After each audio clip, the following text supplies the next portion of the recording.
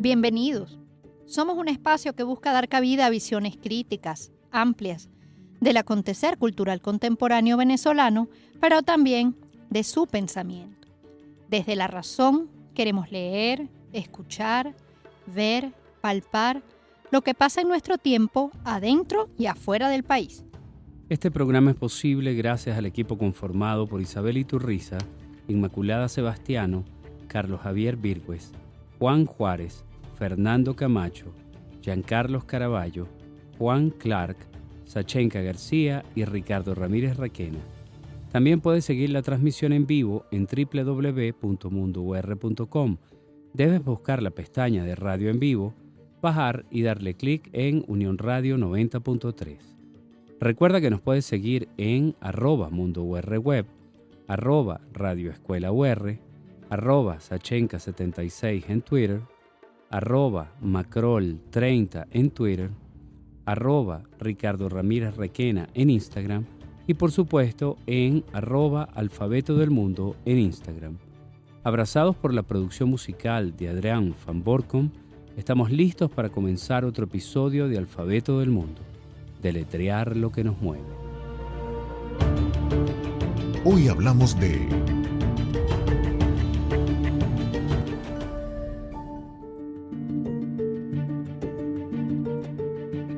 Más allá de la frontera.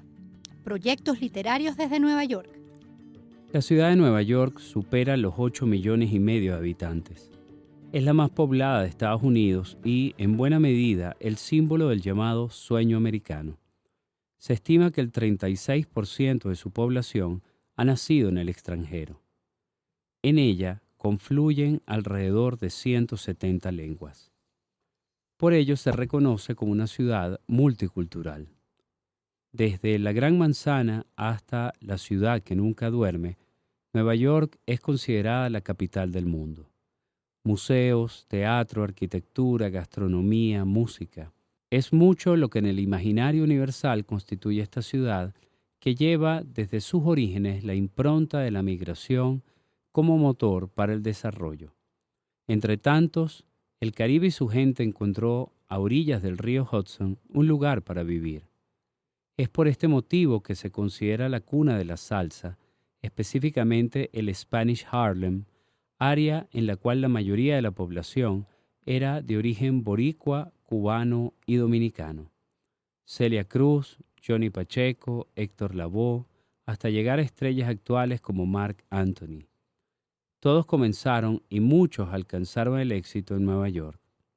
La crisis venezolana, que ha supuesto el éxodo de más de 7 millones de habitantes, casi el número de habitantes que tiene Nueva York, hizo que muchos profesionales, académicos, escritores, artistas, bien sea por medio de becas, proyectos culturales o esfuerzo propio, convirtieran esta gran ciudad en su hogar. ¿Qué se siente ser venezolano en Nueva York? ¿Cuáles son los desafíos para quienes pertenecen al sector cultural? Sobre estos temas y más hablaremos el día de hoy. Lo que piensa Sachenka.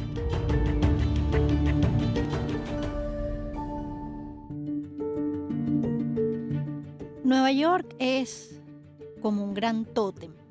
Es un símbolo de Occidente, es un sueño, es seductora, es avasallante.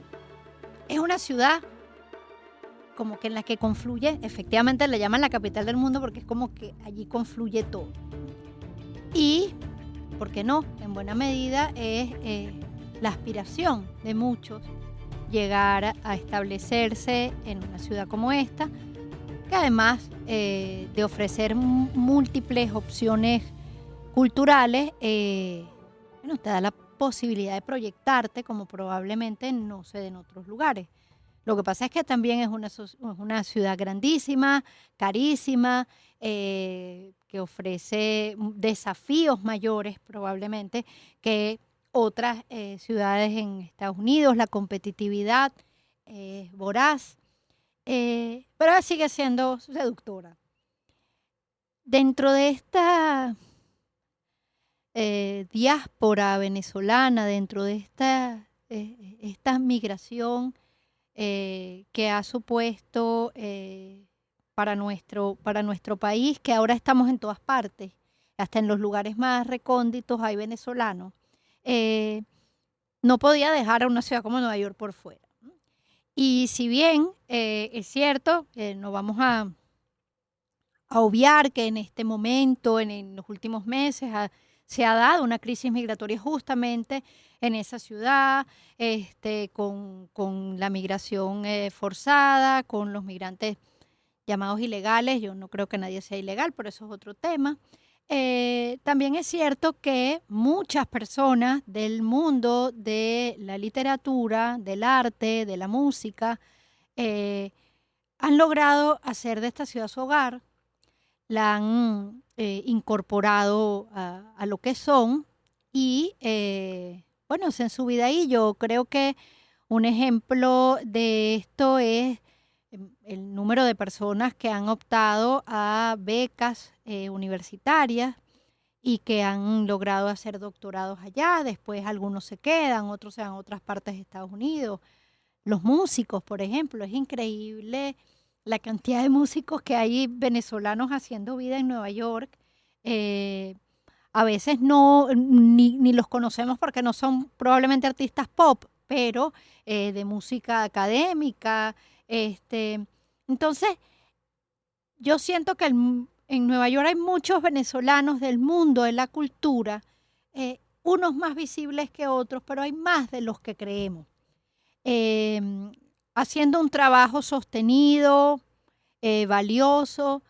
Y a mí me gustaría que en este programa, como procuramos hacer en Más Allá de la Frontera, es ver cómo, o sea, siendo Estados Unidos un país tan grande, hicimos un programa desde Miami, que es como el otro gran símbolo, o un símbolo latino. Nueva York tiene otra historia, pero por ahí van también la cosa. O sea, Estados Unidos es un país tan grande y tan diverso que cada ciudad nos va a contar algo distinto. Y a mí me gustaría saber qué se siente ser un venezolano en Nueva York. Bueno, fíjate, Nueva York es la ciudad en donde va a morir José María Vargas, José Antonio Páez. Carlos Andrés Pérez pasó muchísimo tiempo también en Nueva York. Fue uno de los lugares privilegiados del exilio venezolano en un momento determinado, y las primeras migraciones, digamos, hispanoamericanas, más allá de la de México por el suroeste de los Estados Unidos, recaía en Nueva York. La española, por ejemplo, también, por supuesto, la dominicana, la puertorriqueña, la cubana, la más antigua, se encuentra asentada fundamentalmente en Nueva York, y también la venezolana. O sea, recordemos que también Nueva York ha sido un lugar importante de gente de la clase alta venezolana, con buenos bienes de fortuna. Hay un espacio o una ejecución importante de labores de la Fundación Cisneros. También, pues por supuesto, la presencia de Carolina Herrera, ¿no? Y por supuesto también el lugar de Jacobo Borges y otros más.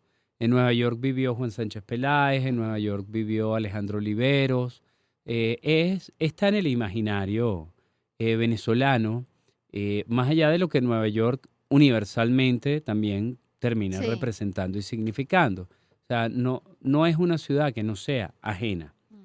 Y no solamente un lugar de destino vacacional, sino un lugar de peregrinaje, en especial para recorrer sus museos, también sus universidades y centros de estudio y espacios culturales en general. Ahora, una cosa es este lugar tradicional en nuestro imaginario, y otra cosa es cuando ya se convierte en un epicentro migratorio importante, ¿no? De mucha gente trabajando en diferentes espacios desde la cultura y también desde otros. Es bastante común personas que estudiaron maestrías, doctorados o cursos en general en Estados Unidos, y luego se terminan asentando por razones laborales en Nueva York. también que empiezan a trabajar en los Estados Unidos y luego los trasladan a una ciudad como Nueva York, ¿no? Entonces, está ahí. También hay un vínculo importante, siempre lo ha habido, con Nueva York por la comunidad judía venezolana y su contrapartida también en una ciudad como lo es Nueva York, que concentra una de las poblaciones mundiales más grandes de judíos, ¿no? Ujú. Y todo el aporte cultural cuantioso y representativo que siempre ha significado esto. Entonces, Nueva York también es la música, tú muy bien lo dijiste, es la cantidad de gente que se va a estudiar allá para estudiar música, para formarse y que encuentra una plaza en donde poder interpretar, poder hacer diferentes conciertos y en diferentes tipos de música, además. También está el teatro, que encuentra un lugar para formarse importantísimo y significativo. Y en los últimos años en la ciudad de Nueva York se han asentado diferentes escritores. O sea, yo puedo pensar en Santiago Acosta, que ahorita está en la Universidad de Yale. Puedo pensar en Alejandro Castro, está Natasha Tiniaco, está por supuesto Keila Val y Juan Luis Landaeta, con quien conversaremos hoy. Hay gente que está trabajando proyectos editoriales y hay otros profesores que bien propiamente no en la ciudad de Nueva York, sino en sus alrededores, hacen vida en sus universidades, en Syracuse, por ejemplo, desde hace McCUNY. bastante tiempo, y también en la Universidad de Connecticut, por ejemplo, donde está Miguel Gómez y que además hace vida en Nueva York porque estudió ahí.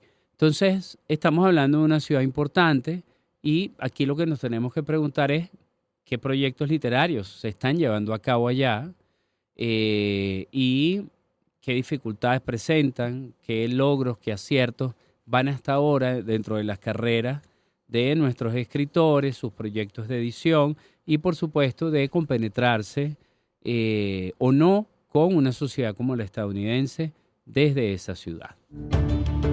¿Con quién conversamos? Con Keila Val de la Ville y Juan Luis Landaeta. Keila Val de la Ville nació en Caracas.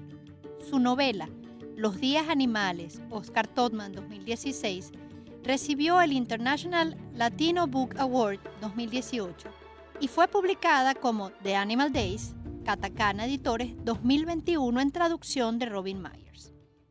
Su libro de cuentos Ana no duerme, Monte Ávila Editores 2007, es finalista como mejor libro de ficción en el Concurso Nacional de Autores Inéditos Monte Ávila Editores 2006. También ha publicado los libros de cuentos Ana no duerme y otros cuentos, Sudakia 2016, y Enero es el mes más largo, Sudakia 2021. El poemario Viaje Legado, Vid & Co 2016, y el libro de crónicas De cuando corre Lola corre de Josinairia Murakami, Suburbano Ediciones 2022. Su poemario Perseo en si bemol, Valparaíso Ediciones, es finalista en el Past Prize for Poetry 2022 y será publicado en otoño de 2023, al igual que su nueva novela, Minerva, editorial Pretextos. Es editora de la antología bilingüe Entre el aliento y el precipicio, Poéticas sobre la belleza, Between the Breath and the Abyss, Poetics on Beauty, que está en imprenta, y compila la mirada de 33 poetas americanos sobre la belleza y el trabajo de 27 traductores. Es coeditora de 102 poetas en Jamming, Oscar Todman 2014, Memorias del Jamming Poético desde el 2011, movimiento del que es fundadora. Es antropóloga de la UCB, magíster en Ciencias Políticas de la USB, MFA en Escritura Creativa de la NYU y magíster en Estudios Hispánicos de la Columbia University. Juan Luis Landaeta, Caracas, 1988, es un artista multidisciplinario, atento a los procesos de creatividad e innovación dentro y fuera de las artes. Es egresado de la Maestría de Escritura Creativa en Español de la Universidad de Nueva York y es autor de los libros La conocida Herencia de las Formas y Litoral Central. Ha realizado los shows individuales Jardín Desierto, Brooklyn 2017, La Identidad de la Línea, Banco Interamericano de Desarrollo 2019, Unwritten, Mehari Sequard Gallery 2019, todas con una gran acogida dentro del público en los Estados Unidos. Ha brindado charlas y conferencias en materia de imaginación e integración de literatura y artes plásticas en Emerson College y Georgetown University. Actualmente trabaja en un proyecto sobre la obra Pensamiento y vida del maestro Jacobo Borges. Vive en la ciudad de Nueva York desde hace 10 años. Buenos días, mi nombre es Keila Val de la Ville. Soy una escritora venezolana que vive en Nueva York y pues estoy muy contenta de acercarme a ustedes gracias a esta invitación, de reconectar con mis amigos y amigas escritoras allá y pues de conversar sobre este tema que me interesa mucho, que me inquieta, especialmente desde el momento en el que me mudé a los Estados Unidos. Ahora les mando un mensaje desde Roma. Italia es un país al que yo estoy muy conectada porque viví unos años acá cuando era pequeña y ahora estoy pues justamente restableciendo un poco ese lazo durante estas vacaciones, aunque continúo viviendo en Nueva York, donde me mudé desde 2011. Y me mudé porque me fui a hacer una maestría en escritura creativa. Luego de publicar mi primer libro de cuentos, que fue finalista en el concurso de autores inéditos Monte Ávila Editores, y lo comento porque ese fue un paso importante para mí, o me ayudó a tomar la decisión de continuar escribiendo, no el premio en sí, sino la experiencia del taller de un año que hice en Monte Ávila con Carlos Noguera, y la posterior publicación del libro. Encontrar pues esa interlocución para mí fue fundamental en ese taller y luego pues al tener ya el libro en las manos. Eso mismo, lo comento también porque eso mismo de alguna manera me ocurrió al mudarme a Nueva York para hacer la maestría en escritura creativa en español en NYU. Mi plan era mudarme solamente por 2 años, que es lo que dura la maestría, pero ocurrió lo que muchas veces ocurre cuando somos inmigrantes, que una cosa va llevando a la siguiente y se piensa que un año más y un año más y un año más y bueno, ya van 12 viviendo afuera. Cuando yo me mudé a los Estados Unidos, me impresionó mucho descubrir que al abrigo de estos programas de escritura creativa, de los cuales me enteré por mera casualidad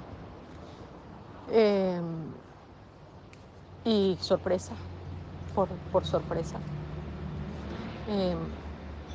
pues sí, descubrí que había una gran movida en español en los Estados Unidos, no solamente venezolana, sino de autores y autoras provenientes de otros países de Latinoamérica y de España, autores con los cuales conviví, pues compartí mientras estaba en la maestría, tanto como profesores como compañeros escritores y escritoras del taller, ¿no? De los talleres y de los cursos, en los cursos. Estas personas, pues eventualmente algunas regresaron, otras aplicaron a doctorados y se mudaron a otros lugares de los Estados Unidos o del mundo, y otras publicaron libros. Los libros que publicaron muchas veces los publicaron en sus países de origen y en otras oportunidades en los Estados Unidos. A mí me impresionó también descubrir pronto que había pues toda una movida también, no solamente literaria, sino editorial. Y esa movida editorial es indudable. Al principio estaba Sudakia, se le sumó Suburbano, Sudakia en Nueva York, Suburbano en Miami, Katakana en Miami también. Y otras editoriales también pues, en los Estados Unidos, que luego podríamos compartir, digamos, una lista más formal, pero estos son, digamos, los 3 que tengo en mente y muy frescos, porque además son 3 editoriales con las que he trabajado. Trabajan muy seriamente y muy comprometida, de manera muy comprometida con la movida literaria. Creo que es indudable la necesidad O sea, el nacimiento de estas editoriales y también el fortalecimiento de las escrituras, de los programas de escritura creativos como el que yo tomé también en otras universidades y en otras ciudades de Estados Unidos, habla sobre una necesidad, habla sobre una preocupación y un interés, y habla también sobre un mercado, porque bueno, aunque uno escribe porque no tiene alternativa y porque debe hacerlo, la realidad es que si no hubiese un mercado para ello, no habría editoriales o programas académicos como de esta envergadura, ¿no? Programas de 1 año o de 2 años, que terminan siempre con libros terminados, finalizados, ¿no? Y que terminan editándose muchas veces acá, como decía. Sí hay una movida en español que yo pienso que es fuerte. Al mismo tiempo, con los años he descubierto cómo la importancia que tiene establecer un puente entre el español y el inglés, creo que es indudable. Creo que también como editoriales independientes hispanas establecer ese puente es difícil. Ha de ser algo, digamos, institucional y un programa organizado para tal fin, de manera tal de que en efecto se abran espacios. He tenido la experiencia de tener traducida mi primera novela, gracias al trabajo de la maravillosa Robin Myers, y publicado con Katakana. Y si bien el resultado es un resultado que me satisface y que me enorgullece, porque me alegra mucho ver nuestra propia literatura publicada pues, en otros países y leída por otros lectores que de otra manera no tendrían acceso a ella. La realidad es que también acceder, dar que esas novelas, que esos libros de cuentos tengan acceso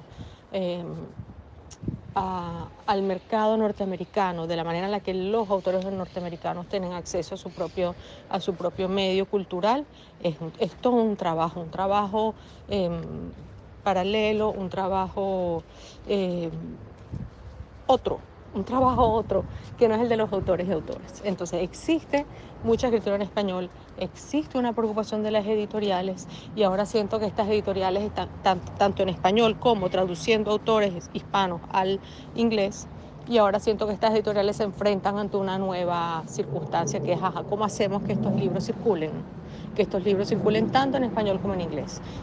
Esa volatilidad que fue dada por los primeros programas de escritura en español y que hacía que la gente publicara acá, pero luego se regresara a sus países por el mismo tema de la diáspora, pareciera que hay una mayor presencia y estadía y permanencia de los autores fuera de Venezuela durante más tiempo de lo planeado, con lo cual indiscutiblemente también hay un arraigo del movimiento literario y del movimiento editorial en esos países. En este caso yo hablo de Nueva York específicamente y también de Miami, porque son los lugares, las dos ciudades de los Estados Unidos con las que más me relaciono, pero esto indiscutiblemente también ocurre en otros lugares del mundo, como por ejemplo en Madrid con Cálatos, que está haciendo un trabajo increíble.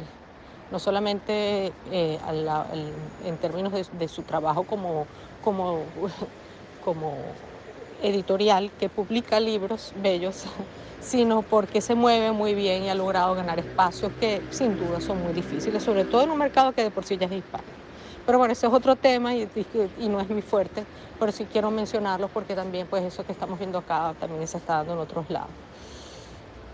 Bueno, muchísimas gracias. Quedo muy pendiente de seguirles acompañando y, bueno, ir a escucharnos entre todos. ¿De qué hablamos cuando hablamos de Más allá de la frontera? Proyectos literarios desde Nueva York. ¿Con quién conversamos? Con Keila Valdelaville y Juan Luis Landaeta. Esto es Alfabeto del Mundo y seguimos compartiendo con nuestros invitados. Muy bien, buenas tardes Juan Luis, bienvenido a Alfabeto del Mundo. Bienvenido. Muchísimas gracias a ustedes por la invitación, un placer. No, un gustazo. Sí. Juan Luis, ¿cómo es el Nueva York del siglo XXI, el de 2023? Porque, bueno, cuando uno hace una retrospectiva de la ciudad, de su importancia, por supuesto, pero ante todo del legado cultural, el espacio cultural, en especial para los venezolanos, pues uno se encuentra con muchos referentes. Pero eso se termina convirtiendo como en una pátina, ¿sabes? Como en algo nostalgioso, en un imaginario que termina quedando como estático, cuando las grandes ciudades, en especial una como Nueva York, es una ciudad que cambia, que muta bastante, ¿no? Entonces, cuéntanos un poco cómo es ese Nueva York del siglo XXI, cómo es ese Nueva York del año 2023. Es una muy buena imagen la de la pátina, porque esta ciudad, para los que vivimos acá y queremos pensarla o pensar en lo que implica vivir acá, lo que sea que eso signifique, uno está constantemente retando la estampa, ¿no? La postal, porque es una ciudad hiper todo, hiper reproducida, hiper discursiva. Y de hecho, yo este año voy a cumplir 10 años acá y apenas ahora me siento ligeramente cómodo con la idea de escribir más y tomar fotos y registrar lo que veo y lo que entiendo. Lo que quiero decir es que me tomó mucho tiempo sentir, no legitimidad, porque en efecto vivía acá, pero sí comodidad de abordar, por ejemplo, la espectacularidad de la ciudad, que todo es magnífico, la expectativa casi cinematográfica que hay con respecto a ella misma, cuando por ser lo que es, no deja de ser una ciudad con problemas urbanos, con congestiones, con atascos, con deficiencias, con crisis puntuales. Yo creo que una cosa que marcó para mí, para los millones de personas que estábamos acá cuando ocurrió y que nos quedamos, fue la pandemia, ¿no? Ese fue Mm, un cambio notable en muchas dinámicas de la ciudad, incluso arquitectónicas, de la experiencia de cómo se vivía o cómo se vive en este momento la ciudad misma. Y por otro lado, entender, por lo menos desde mi punto de vista, que me interesa la historia y la historia de esta ciudad, que hay ciclos también. Es como si mm, fuese una persona que varias personas tratan durante distintos momentos de su vida y te dicen, ah, bueno, cuando yo la conocí era de esta manera y ahora es un poco arisca o lo que fuere, ¿no? Eh, para mí me ha ayudado mucho a entender el contexto, saber que la ciudad ha atravesado ciclos, que zonas por las que uno ahora camina muy tranquilo, sin preocuparse de nada, hace 30 o 40 años eran infranqueables, ¿no? No se podía mm, pasar por ahí. Lo mismo con distintas zonas que ahora son bellas y antes eran horrendas y viceversa. Eh, Toda esa transformación arquitectónica, sociológica y cultural necesita tiempo para ser meditada, porque es muy densa y es muy fácil concluir rápido, ¿no? mm. Y en Nueva York pasa una cosa interesantísima, que es que nada es nada enteramente, o sea, todo está cambiando mucho, muy rápido. Y por otro lado, pareciera que ese cambio es permanente, ¿no? Ujú. Hay una forma de abordar las estructuras de poder, de interacción, que dan cuenta hoy como en 1875 de cómo se pensó la ciudad, ¿no? Como un gran puerto, el intercambio comercial, y lo natural de esta ciudad casi es no ser de acá. Entonces es una ciudad Ujú. que siempre soporta la expectativa tremenda de ser fantástica, fabulosa, como se quiera decir. Y por otro lado, la mirada del otro, por decirlo de alguna forma, ¿no? Ok, ok, Bueno, genial. bueno, Juan Luis, yo te estoy escuchando y lo primero que percibo es, yo creo que, que en esta descripción que estás haciendo, por lo menos yo lo siento así, se siente un profundo amor por esa ciudad. O sea, estás allí y es todo esto que está pasando, pero eso ya es como tu ciudad, ¿no? Sí. Efectivamente, ¿no? Que eso que el amor no es ciego, uno debe serlo, ¿no? Eso también es, lo percibo. Pero justamente hablando de esta ciudad tan compleja y nosotros en la presentación conversábamos, ese gran tótem que es Nueva York, culturalmente, o sea, para la cultura occidental en general, por supuesto, para Latinoamérica, este, con sus luces y sus sombras, es el hogar de gente de muchísimas partes del mundo y bueno, sí, de muchos venezolanos también, ¿no? Entonces, yo te pregunto, ¿cómo describirías tú la comunidad venezolana del sector cultural en Nueva York? ¿Es integrada, coopera, cada quien anda por su lado? ¿Cuál es tu lectura de eso? Bueno, mira, es bastante, perdón, con lo que dijiste, completamente sí, sin duda, amor. No puedo describir, o voy a intentar describir la euforia que sentí cuando yo respeté la cuarentena Ujú. con miedo y Claro. a cabalidad. Es decir, que estuve encerrado en mi casa ese 2020, los 3 meses por lo menos de rigor en la ciudad. Y era absurdo porque estaba escribiendo, yo colaboro para ProDaVinci, de hecho es el sitio Ujú, donde publico, ujú. y mi amigo, bueno, y mentor, Oscar Marcano, me pidió que, bueno, me sugirió, estábamos hablando, que por qué no llevaba un diario. Yo le decía, pero es que es muy loco hablar de Nueva York si yo estoy en mi casa, ¿no? Estoy en mi cuarto. Sin embargo, claro, fue un ejercicio interesante Claro. porque parte de lo que estaba pasando lo percibías sin verlo, las ambulancias, ¿no? Las sirenas de Ujú. emergencia.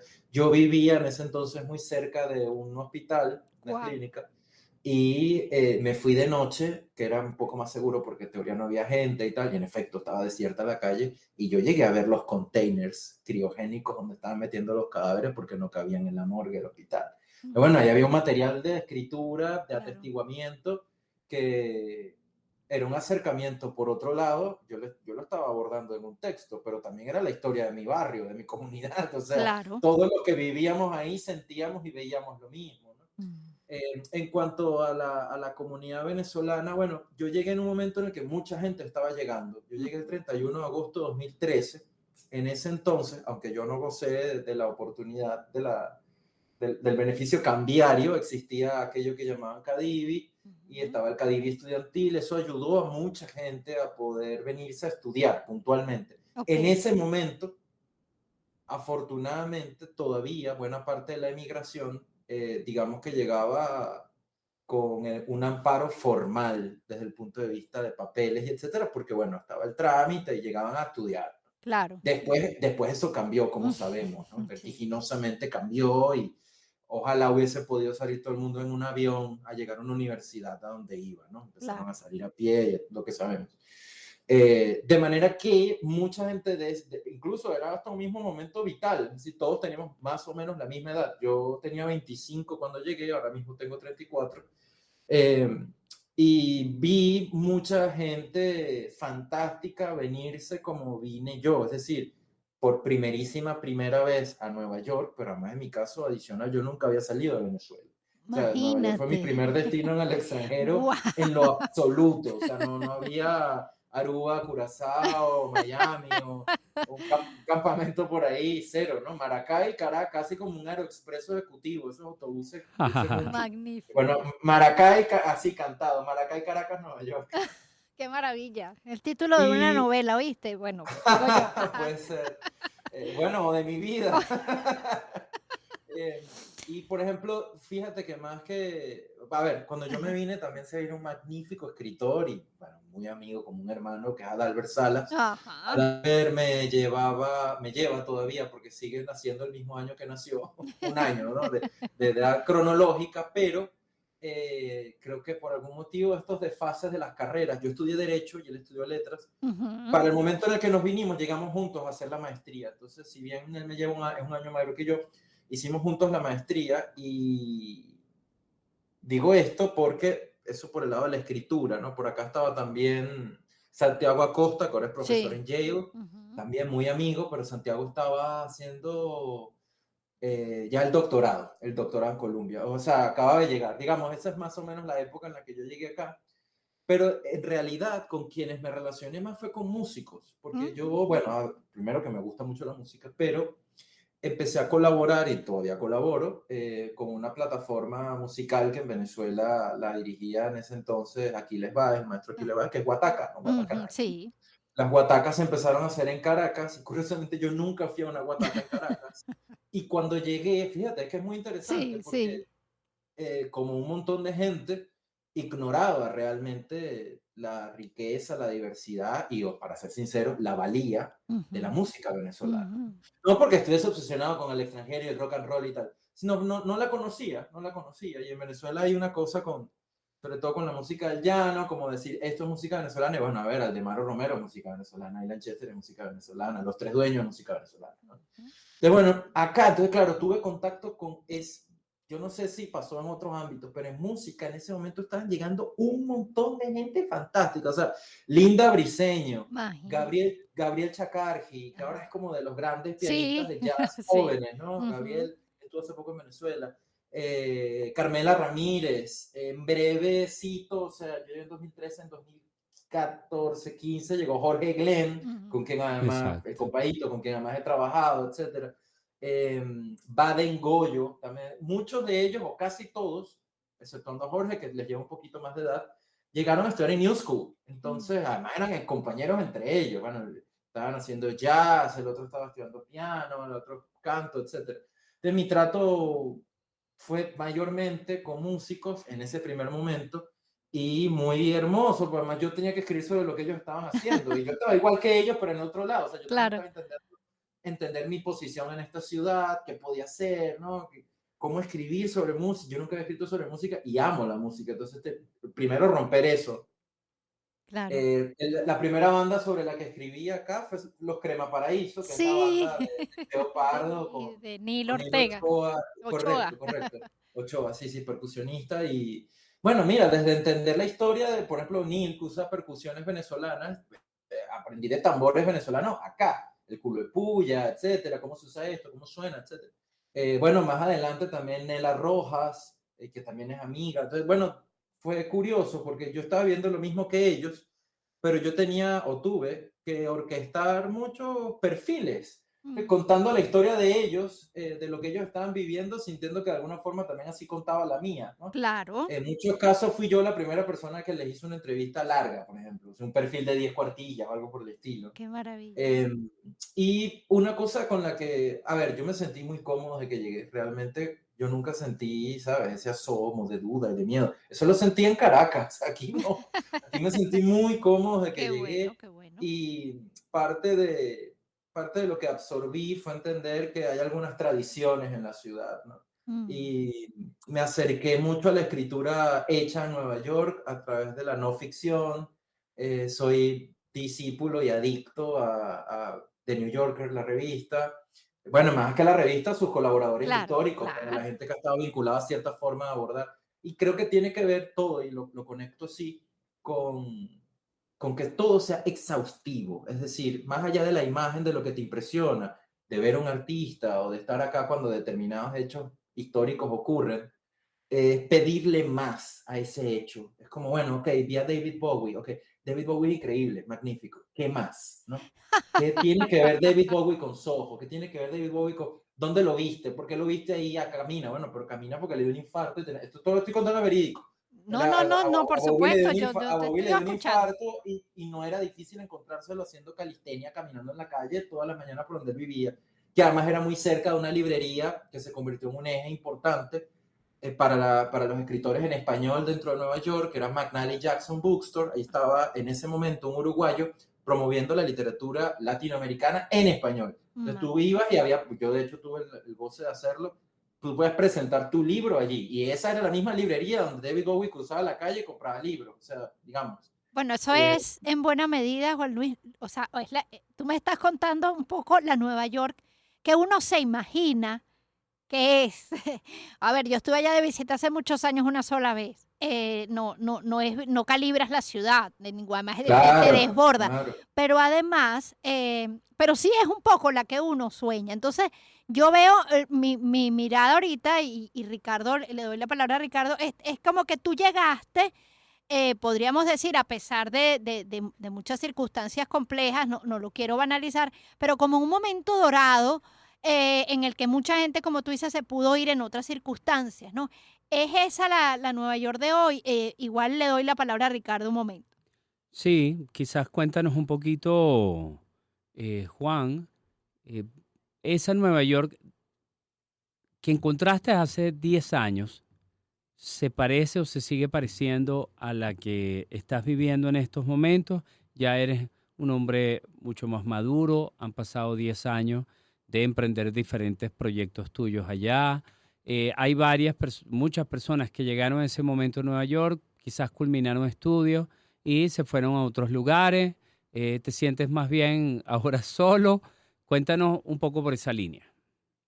Muy buenas preguntas todas. Mira, yo cuando llegué, más que tener una visión naif de la ciudad, yo soy abogado de formación, así que no estoy familiarizado con el hecho de la mirada condescendiente, ¿no? O sea, Estoy completamente familiarizado con la controversia social, política, etc. Pero cuando llegué, precisamente por la situación que se vivió en Venezuela en ese momento, mira qué oportuna esa frase, eso se puede decir en cualquier momento Sí, de los es últimos 20 años. efectivamente, sí.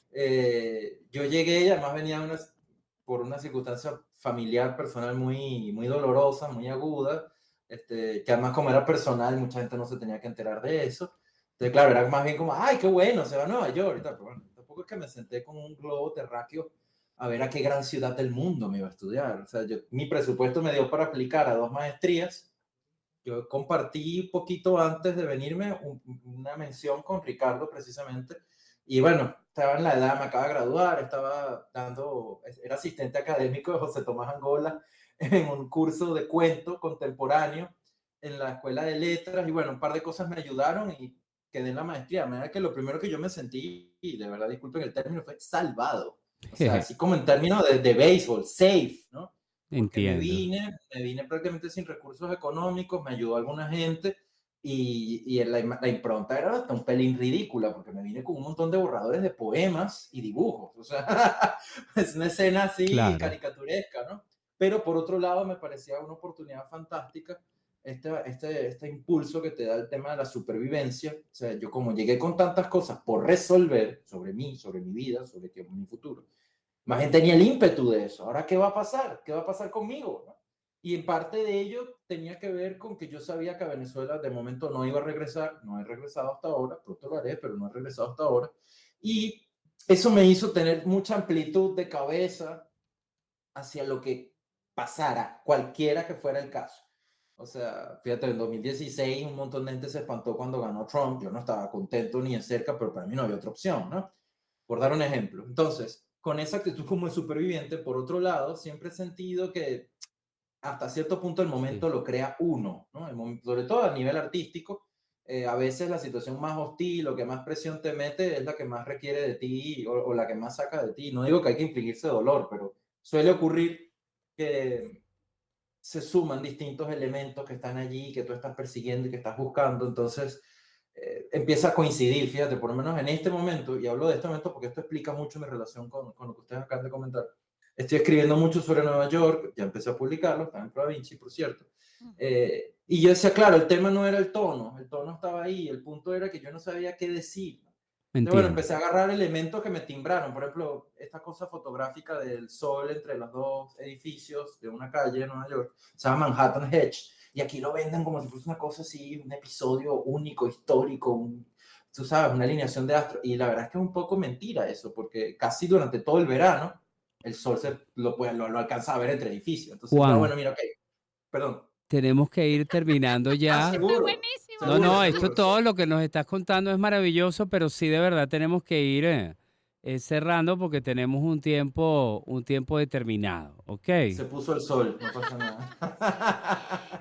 Bueno, no, lo que pasa es que sí, se nos acabó el tiempo. Yo te doy las gracias enormemente. Vamos a, ¿cómo es? Te vamos a pedir, bueno, te vamos a decir ahorita, ¿cómo es? Chao, gracias por estar. Sí, Y nada, lo que vamos a hacer es que te llamamos para otro programa y volvemos más adelante a seguir hablando, ¿te claro, parece? claro, me parece porque Genial, además genial. siento que tienes Sí, muchísimas más cosas que que contar y decirlo, nosotros queremos saberlas. Sí, es que estudian muchas cosas también. Ok. Mil gracias, No, Juan Luis, a un ustedes dos. abrazote. La etiqueta Nuestra Literatura. Bueno, Sechenka, fíjate, yo creo que es emblemático para mí en el vasto silencio de Manhattan, de Lisa Lerner, el imaginario de Nueva York presente en ella, es un imaginario que siento muy propio, años 50, años 60, dentro de la intelectualidad venezolana. Además, son los años de Juan Sánchez en Nueva York, son los años antes, muy pronto, de Jacobo Borges también en algún momento, y está ahí. Es un libro del año 61 y dentro de la bibliografía de Lisa Lerner vale la pena ubicarlo. Bueno, que no vamos a leer de Lisa Lerner. Eso sería más corto. Bueno, yo me vengo un poco más para acá, bastantes años más acá. Estoy recomendando Broadway Lafayette, El último andén, que es de Pedro Plaza Salvati, que lo publicó Calatos Libros desde España. Esta editorial es hispano-venezolana. y que demuestra esa otra Nueva York de andenes, de estaciones, de la vida subterránea también, ¿no? Esa mirada de inframundo también de una ciudad que puede ser tan luminosa como oscura. Nada, hay mucho para leer. Busquen los libros. Este programa es posible gracias al equipo conformado por Isabela Iturriza, Inmaculada Sebastiano, Carlos Javier Virgües, Juan Juárez, Fernando Camacho, Giancarlos Caraballo, Juan Clark, Ricardo Ramírez Requena y Sashenka García. Todos los programas están disponibles en el canal de YouTube de Unión Radio Cultural el lunes siguiente a su transmisión radial. Recuerda que nos puedes seguir en @mundourweb, @radioescuelaur, @Sashenka76 en Twitter, @Macrol30 en Twitter, @Ricardo Ramírez Requena en Instagram y por supuesto por la cuenta del programa @Alfabeto del Mundo en Instagram. Somos Unión Radio Cultural y la Radio Escuela de Unión Radio.